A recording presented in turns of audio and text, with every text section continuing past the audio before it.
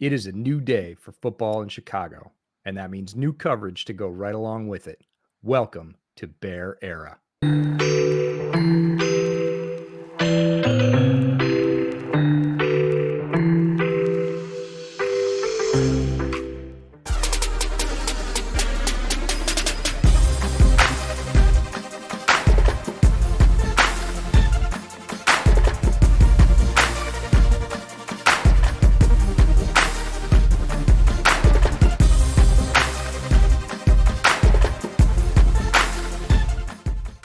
Welcome to Bear Era. I'm your host, EJ Snyder. We are a weekly Bears podcast that aims to bring you 45 minutes of insightful coverage and some of the best guests in the football industry, along with my co-host, Ciaran Hall. How are you, Ciaran? I am doing great. It is great to be part of this new venture, getting to talk about our favorite team. And yeah, really excited to get this thing going. Along with our very talented producer behind the scenes, Mike Mercado, the three of us aim to bring you some of the best Bears coverage every week and give you a chance to get your questions answered by us. So we'll get right into it. But first, we want to thank our primary partners, Blue Wire Podcast Network and Homage Clothing. Without them, none of this would be possible. And with that, we're going to launch into Top Trio. Top Trio is our way to kick off the show. Each of the hosts will bring one of the issues that's most compelling to them about the upcoming week for the Bears, and it's your chance as a fan to get your question answered every week right here on Bear Era. We're going to kick it off with you, Ciaran. What is your area of interest for this week heading into the game with the Panthers? My area of interest this week, and I think a lot of people are probably expecting, it's going to be the offensive line, it's going to be the offense. No, I'm going to talk about the defense because I don't think they're getting enough credit for what they are doing. They are, obviously, it's been a hit and go for the offense. They've kept the team in it. Everybody spoke about the last game and spoke about Caleb Williams, spoke about the running attack. But really what it was that defense came out to play against, a Rams team that played very, very well against the 49ers just the week before. I think guys like Jaquan Brisker deserve a lot of praise for what he did last week because he really stepped it up. I thought of his best game for the Bears. And I actually think that's going to be the key this week because when we look at this Panthers team, they're banged up on defense. They're not particularly great on defense. They have a couple of individual players. So the offense, maybe they might be able to figure some things out, but really comes down to, can that defense get to the quarterback? Because if they can do that, they will be successful. And you have to look at it. I think overall, I think they've worked really well as a unit. And that's what I've enjoyed watching. It's been a really, we don't have to say this about the Bears a lot, but it's been fun watching the defense when they're out there because there's guys that are making plays that they're not all the stalwart names. Like you're having, it was that last pass rush that Darrell Taylor put on, and just like a very small intricacy of what he did in terms of being a little bit further out to give himself a bit of a run at the guard. And then I thought he was ferocious, and also getting in that spin move, putting a lot of pressure on Matthew Stafford. That's something that I really like to see, but it's cool to see kind of the different guys come in. It's not just been the Montez Sweat show. I think you have to give a lot of credit to Eric Washington. He's got those guys playing really hard, really good football, getting pressure as a group on opposing quarterbacks, but then being backed up by the defensive backfield and those linebackers. And I think we need to praise these guys for the performances that they're putting in and not just focus on the problem child, which seems to be the offense right now. So that's what I wanted to put out to the floor. I wanted to get your opinion. Do you agree that the defense needs a bit more credit then? I think Bears fans are a little bit overlooking, just being like, oh yeah, it's the defense. They're supposed to be good, but they actually do deserve a bit of credit for the performances they're putting up. We do get lulled into a false sense of security. And yes, I do agree with you. The defense is playing tremendously well. I do believe Eric Washington in his role as the coordinator, even if he's not calling plays. I know folks will jump in the comments and say, well, Eberflus is calling the defense. Maybe so, but they are playing at and above the level they played at the end of last year, which was really exciting to us. It was a point that we all looked forward, hopefully, to and said, maybe this is something they can build on. But as you and I both know, every team is different every year. Things like that don't always carry forward. And in this case, it has carried forward. It's accelerated. And I too am sort of most encouraged by the way the defense is playing cohesively at all three levels. And they all seem to be, for lack of a better term, agreeing with what everybody should be doing. Everybody's clear on the roles. Everybody's hyping everybody else up when they make a play, whether it's, near the ball or away from the ball. And that is absolutely the glue that's held this team together through offensive struggles, which Bears fans are also used to. So, yes, bang the drum, ring the bell, whatever you want to do for the defense.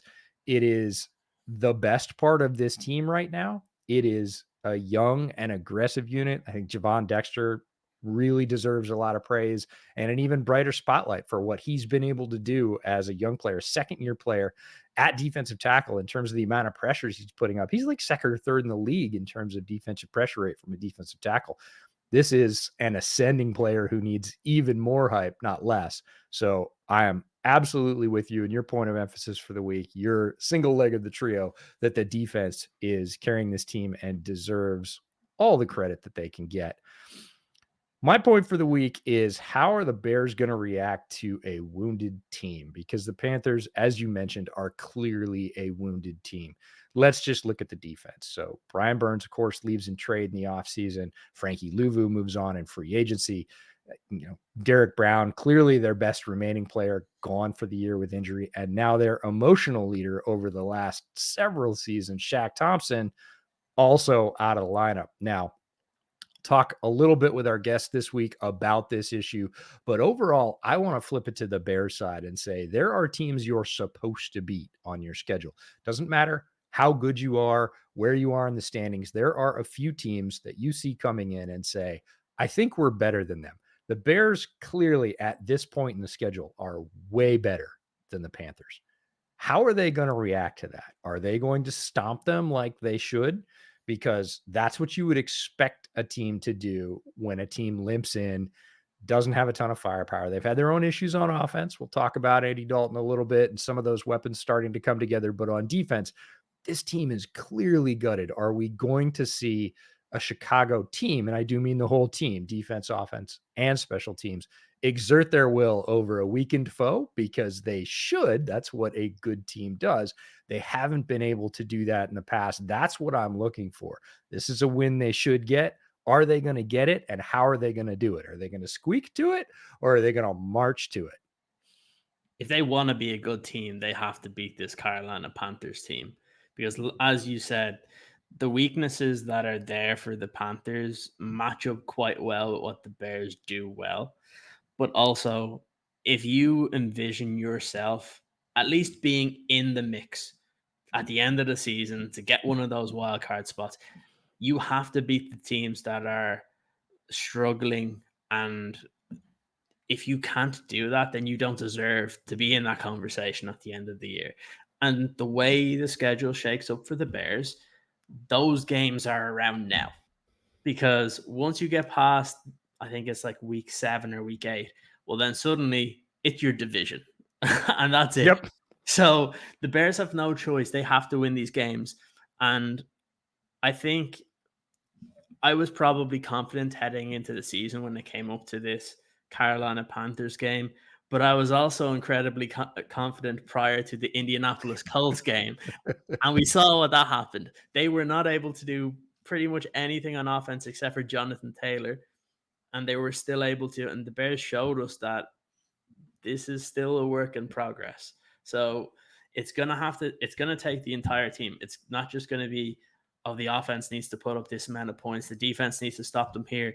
They have to work in unison where when the defense makes a good play and gives you a sure field, you can't be settling for threes anymore. You need to score points. Make it easier on your team. Stop making it into a nail-biting final finish against the team you should be 10 to 12 points ahead at when you're coming towards the end of the fourth quarter. So what I would say for this team is if you want to be good, if you want to be classified as a good team, this is one of those teams you have to beat. And if you don't, well then you shouldn't get mad when someone says, "Oh, it's just the lowly Bears," or they're going to come fourth in the division, because you're proving those types of people right. Prove them wrong by absolutely going through the Panthers and doing it very, very comfortably. Now, the answer to that question is in the root of the team. Can they do it? Do they believe in themselves enough to be able to do it? Can they put a good game plan in place to where the offense is functional, the defense is looking really good, and everything is just mirroring each other? If they can do that, they should win this game. Let's just hope we don't get a down performance like we saw against the Indianapolis Colts. It's an opportunity for them, and there's opportunities every week for every team in the NFL. This is an important one for the Bears, no matter how you feel about the Panthers. If you're looking purely at the Chicago perspective, which we are, this is an important test for them, not necessarily in terms of strength of another team, but how they react when they come up against a weaker opponent. All right, that brings us to our very first fan asked question. I put out an ask on Twitter, and Ethan Phelps responded. Thank you, Ethan. With how much money would you be willing to throw at Trey Smith in the offseason to try and secure high level guard play? I know we pretty much need 4 new starters, but Smith is so tempting if available. Ciaran, I'm going to put this one to you first. Trey Smith, pending free agent in the offseason. How much cash would you throw at him if you were Ryan Poles? All of the money. Whatever you can.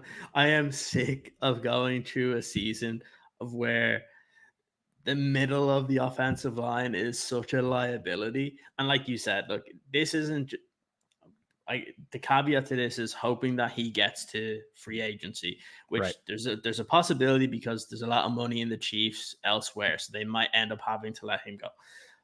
If he does get to free agency, that is the type of player you do spend a lot of money on, and it doesn't matter who else is involved. You have to win that sweepstakes because he's that type of player that you insert him in, and at least you don't have to think of that position. And then if you do want to go kind of the interior, or even if you want to get somebody else, as Ethan mentions, they might need 4 new starters on the offensive line. If you want to insert a rookie, it makes it easier when they have an all-pro guard right beside them. So uh, I'm happy with the weapons on the team. I'm happy with the defense. So if he wants to spend a large chunk of their free agent money on him, that's fine with me. I wanted you to answer this one first because I'm biased. I actually got to meet Trey Smith this offseason. I went to Offensive Line Masterminds, thanks to Duke Mannywinter and his crew. And I got to spend about 20 minutes talking to Trey one-on-one. And I liked him, to be clear, a lot. He was one of my favorite players. I loved the story and his journey through college and the draft, how he ended up on the Chiefs. Yes, they got a steal on him. They had to take a chance on him because he had medical issues with blood clots and teams weren't sure.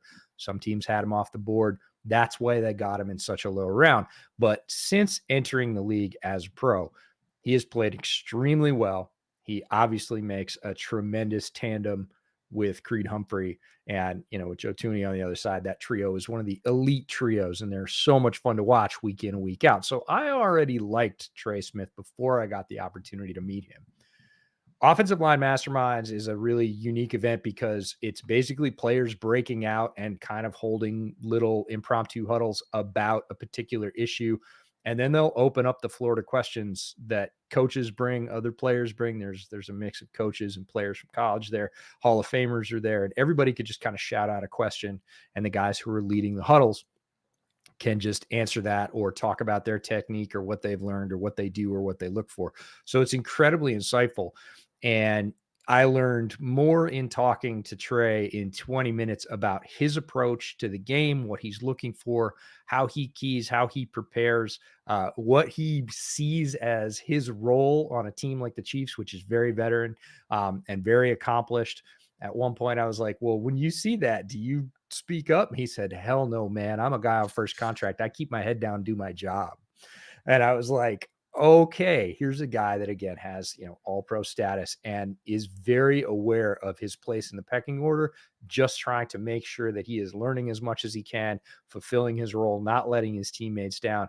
And his attitude about how he wants to play guard and attack the people across from him came through loud and clear. I am with you. I would throw all the money at Trey Smith because he is a tremendous person. He is a tremendous player. He is going to be sort of the rock that you can build your offense around.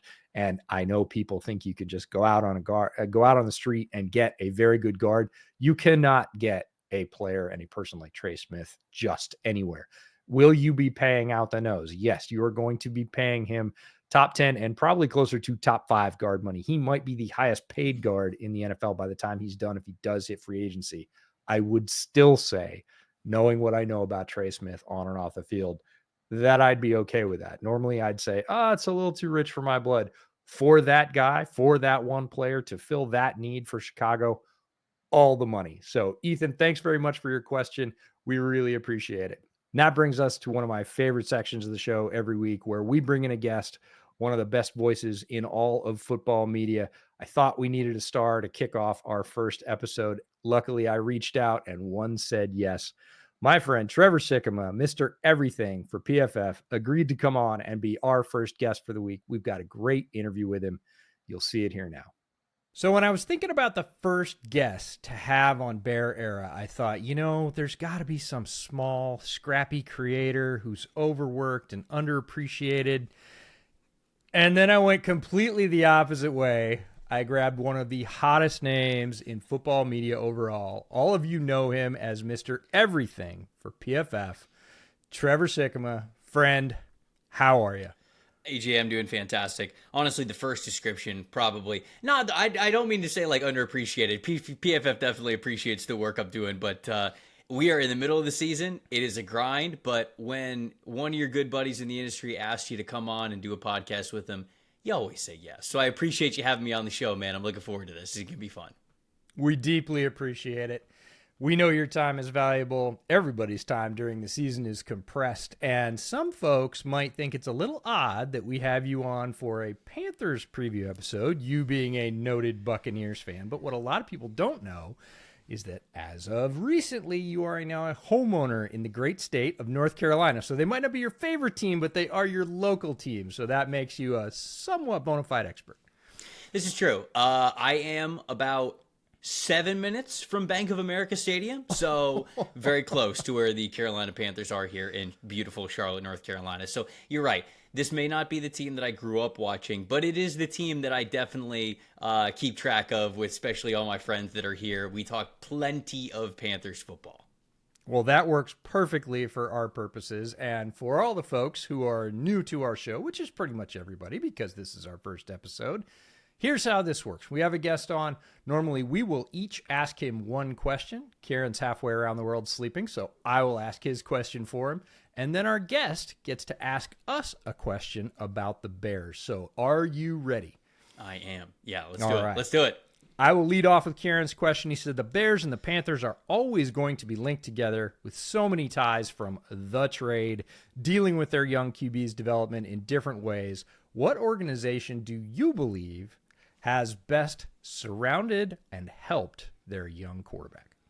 I think the obvious answer is Chicago, right? Especially with seeing how things played out with Bryce. But I will say this, it's not as lopsided as maybe you would think hearing that question and wanting to answer that question. And I think that we get to say that now, especially seeing Andy Dalton come in and watching how competitive the Panthers played, certainly in their win against the Las Vegas Raiders, and then even this past week against the Cincinnati Bengals. The Bengals offense was just kind of cruising with T. Higgins and Jamar Chase both back, and so obviously scoring 30 points a game, that's not going to really be in the Carolina Panthers script. They're not there yet as a team, but you could see some of the wide receivers they brought in, Xavier Legette, right? Deontay Johnson, like those guys are legitimate weapons for them now. You've got decent tight ends with Jatavian Sanders now coming into the fold as a rookie tight end they're excited about.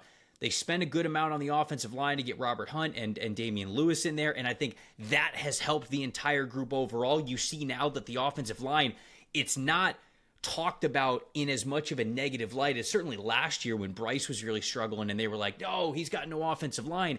That's not really a valid excuse anymore. And I think that's what Dave Canales, their new head coach, saw, and the reason why he makes the change. Chuba Hubbard's playing well out of the backfield, certainly has over the last couple of games. The defense is tough, and I know we're going to talk a little bit more about that, but when you think of the responsibility that it is when you draft a franchise quarterback, Chicago has done a better job of building around that. Now, is it there quite yet? No, but I think back to, during the offseason, everybody has those ranking articles, right? Like, ranking the top 32 wide receiver groups in the NFL or offensive lines in the NFL, whatever.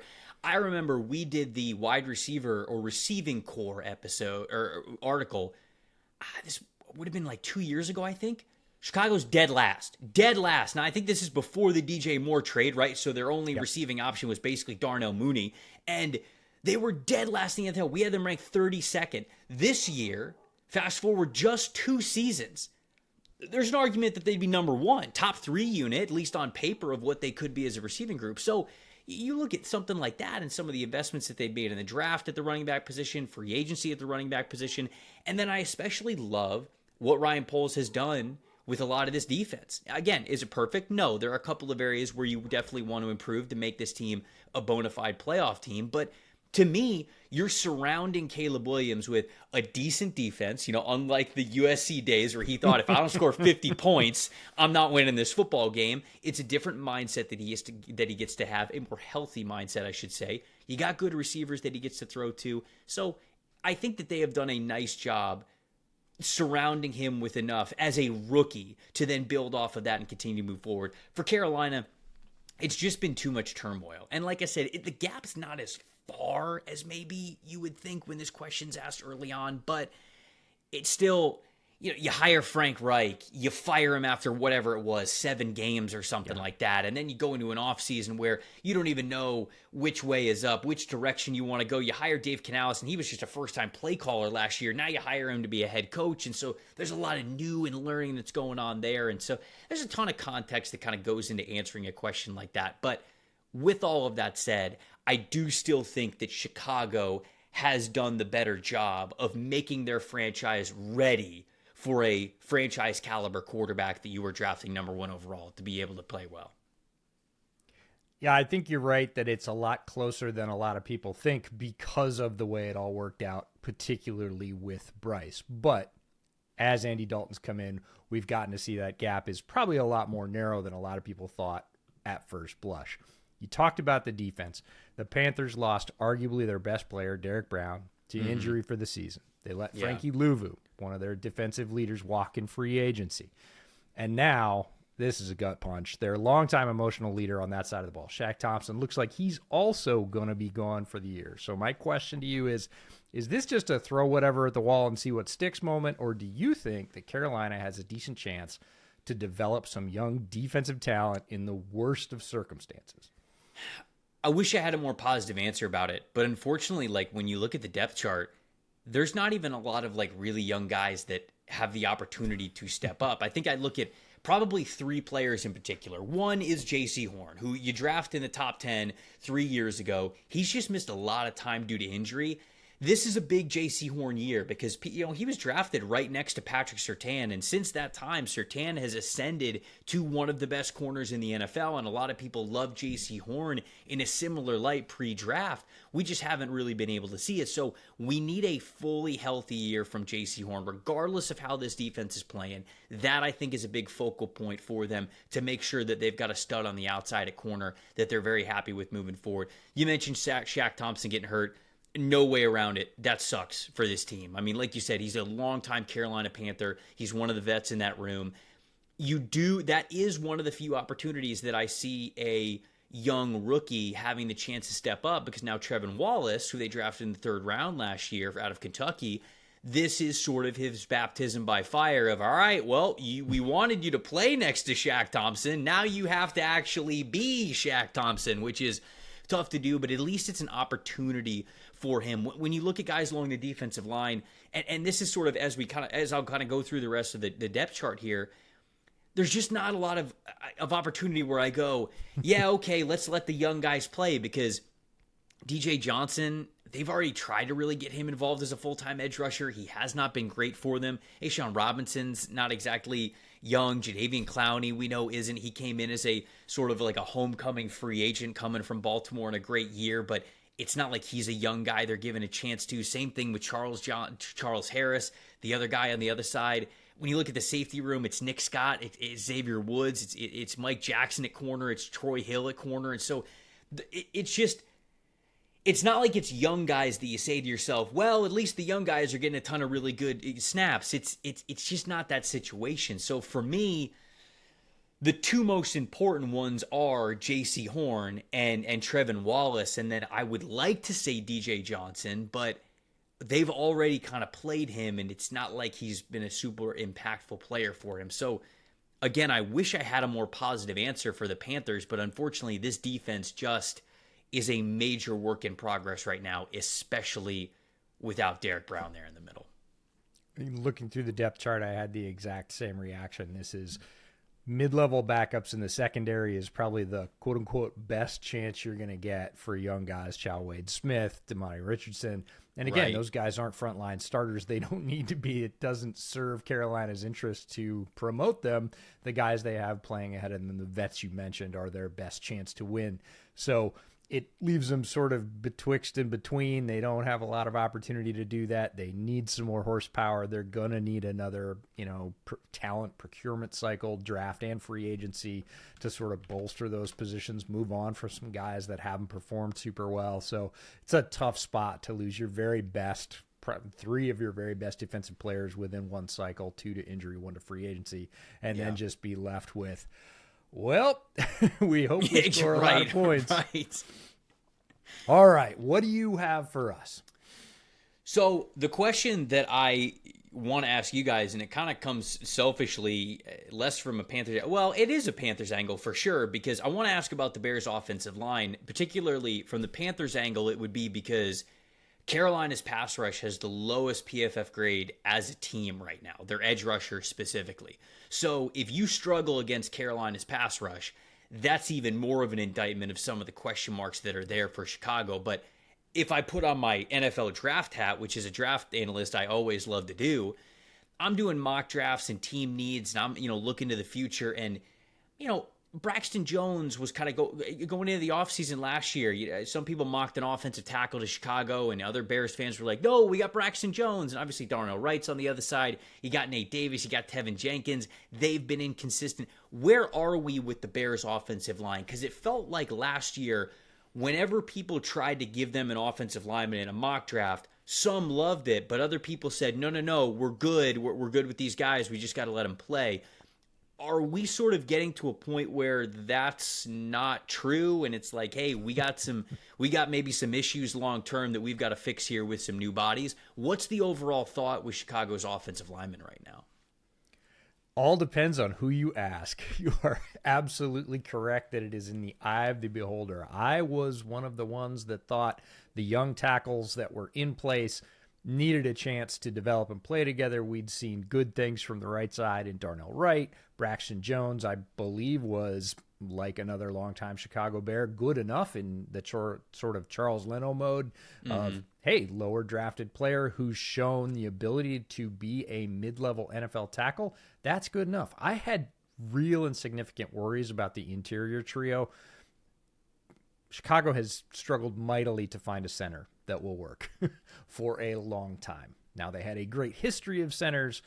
It's been a while since that's been the case. So they brought in Coleman Shelton. I hope that would be a huge upgrade over Lucas Patrick. Hasn't turned out to be that way. I had more injury concerns with Tevin Jenkins, who is great when healthy, much like another former Chicago Bear, Kyle Long. He is impactful and forceful and a great asset in the run game, but he's struggled to stay healthy. And then Nate's been just a failed free agent signing. There isn't a better way to say that. So I was really worried about the interior trio. I was okay with the young tackles. It's all a mess now. And I'll do something now that I don't normally do, which is start to point a finger at a coach. because I think most coaches in the NFL know a hell of a lot more than I do. But when you look at not only the players that are there not performing up to their best standards, but players who were there leaving and having some of their best years almost immediately. You look at Lucas Patrick. He went to New Orleans. Right. He's been playing the lights out. You look at James Daniel going to Pittsburgh before he got hurt. He was playing extremely well. You look at these guys that move on, and I was talking with Robert Mays the other day, and he said it's just so frustrating that all of the offensive linemen look like the worst version of themselves in Chicago. And at that point, you have to ask bigger questions. So I wish I had a more positive answer for you and a more solid one where we could point to one player, one position, one issue even that the offensive line was having, instead of pick your issue on a given week and watch it fall apart in front of your very highly touted rookie quarterback, which makes it very, very difficult for anyone to succeed, much less somebody in their 4th or 5th NFL start. Now, they did put together a decent run game last week. That's something to build on. I hope we see more of against Carolina. And as you said, going in against a toothless pass rush, you better have decent pass protection stats on the day versus Carolina, because if you don't, those questions are only going to ramp up. Yep. We've taken a ton of your time, Trev. I really appreciate you giving it to us. Thank you so much for being our first guest here on Bear Era. Appreciate it, brother. Anytime, my friend. Can't thank Trev enough for coming on the show, being our first guest, testing the waters, believing in us before anybody else did. Ciaran, what do you think of Trev's work overall?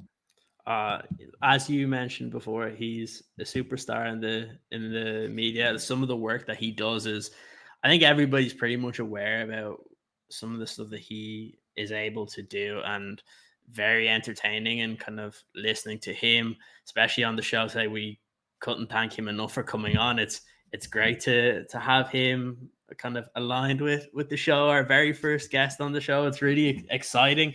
But yeah, we couldn't thank him enough for coming on, and you and I both really appreciate it. And with that, we've got our final element for the show. We give our producer, Mike Mercado, a minute on the mic. So this is Mike on the mic talking about the issue that he thinks is the most important in this upcoming Bears game. Happy Week 5, Bears fans. Welcome to Mike on the Mic. I'm Mike Mercado. Here, we like to highlight a player, a matchup, a storyline going into each Bears game. And this Week 5 matchup against the Carolina Panthers brings a familiar, friendly face back to Chicago as Andy Dalton leads the Carolina Panthers against his former team. Now, in Week 3, when Andy Dalton took over quarterback duty, he went 319 yards, 26 of 37, 3 touchdowns, and a 36-22 win over the Vegas Raiders. He then followed that up with a 25-40 performance with 220 yards and 2 touchdowns and an interception. With all that being said, and making Deontay Johnson and Chuba Hubbard viable offensive players once again in the NFL, Carolina still holds the worst scoring offense in the NFL. And this number 8 ranked Bears defense has a chance to take advantage of it. In this game, I am looking for the defensive line, for the secondary to get to Andy Dalton, and more importantly, get to the ball. Put points on the board, take pressure off of Shane Waldron's play calling, and more importantly, take pressure off of Caleb Williams to allow this offense to continue to develop. I expect this Bears defense to take control of game tempo. I expect this Bears defense to carry this game. And I am looking for the Chicago Bears to get over 500 off of the backs of another great performance by this Bears defense. That is what we're highlighting here on Mike on the Mic. I'm Mike Mercado. Back to EJ and Ciaran. Now you've heard from the whole team. You're prepared and ready for the Panthers game. Any final thoughts, Ciaran? Yeah, final thoughts. Very similar to what we said earlier. The Bears better win. The Bears better win, because this is the time that they need to go on a little bit of a run here. You have the Carolina Panthers. You said it. They're wounded. You already know who their quarterback is. You've been in your organization. There's a lot of links between these two teams, from obviously the trade that it seems like every Bears player has been asked about this week, but from you have DJ Moore, you have Thomas Brown, one of the offensive coaches. Eric Washington at one point was with the Carolina Panthers. So I think it is very, very interesting when you kind of look at these two teams, where they are within kind of their building of their organizations. And the Bears need to kind of show that they're ahead and that they're ready to compete. And they have a couple of teams coming up on their schedule. DJ Moore mentioned it in his interview his press conference this week. It's a lot better going to London 3-2 than it is 2-3. So make sure that you get to London 3-2. So then when you get to London, and I will be there in London, that we get to blow the smokes off the Jaguars as well. So there we go. As you know, that's a long flight, and it sure feels better to go in there with a winning record than it feels to go in with a losing one. So I'm with you. We're both hopeful that the Bears can pull this off versus the Panthers. Now we need to talk to the people that help us pull this off. Blue Wire Podcast Network, and of course, Homage Clothing. I've got my draft shirt on from Homage because this is the one I was wearing when Caleb was drafted, but they have been kind enough to pitch in for us, get the entire team looking great for the entire season. So if you want anything, click on the QR code on the screen. We get a percentage of that. Doesn't matter whether it's Bears gear, your favorite team's gear. If you happen not to be a Bears fan, we'll forgive you. Movies, national parks, anything Homage has going on, click on the QR code on the screen. We'll get a cut of that. It helps support us. So many thanks to them. And with that, we will see you next week. Thanks for hanging out with us on Bear Era.